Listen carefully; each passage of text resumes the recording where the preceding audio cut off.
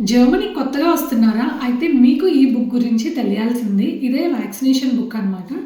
దీన్ని జర్మన్ లాంగ్వేజ్‌లో ఇంఫ్ పాస్ అని కూడా అంటారు. ఇది ఇక్కడ అందరికి చాలా అంటే చాలా ఇంపార్టెంట్. ఎందుకంటే మన వ్యాక్సినేషన్ హిస్టరీ అంతా కూడా ఇందులో రికార్డ్ అయ్యి ఉంటది.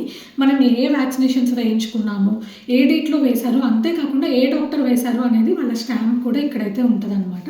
ఇక్కడ మెయిన్‌గా కిండర్‌గార్టెన్‌కి లేదంటే స్కూల్‌కి వెళ్ళే పిల్లలకి కొన్ని మ్యాండేటరీ వ్యాక్సినేషన్స్ అయితే ఉంటాయి.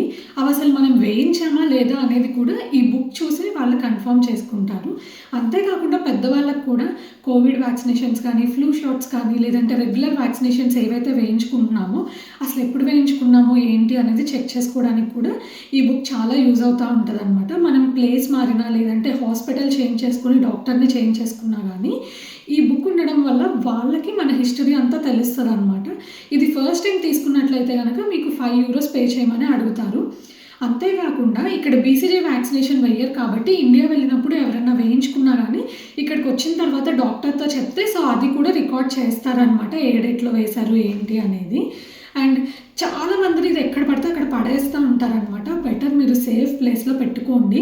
కొంచెం అలా పడేస్తున్నారు, ఎక్కడో పెట్టారు అనుకునే వాళ్ళైతే మర్చిపోతారు అనుకుంటే గనక ఫస్ట్ మీరు వ్యాక్సినేషన్ అవ్వగానే ఒక ఫోటో అయితే తీసుకొని ఎయిదర్ గూగుల్ స్టోరేజ్‌లో కానీ లేదంటే ఫోన్ స్టోరేజ్‌లో గానీ సేవ్ చేసి పెట్టుకోండి. సో దట్ ఒకవేళ మీ బుక్ మిస్ అయినా కానీ మీరు డాక్టర్ దగ్గరికెళ్ళి ఆ ఫోటో చూపిస్తే గనక వాళ్ళు కొత్త బుక్‌లో ఈ డేటా అంతా ఎంటర్ చేసి ఇస్తారనమాట.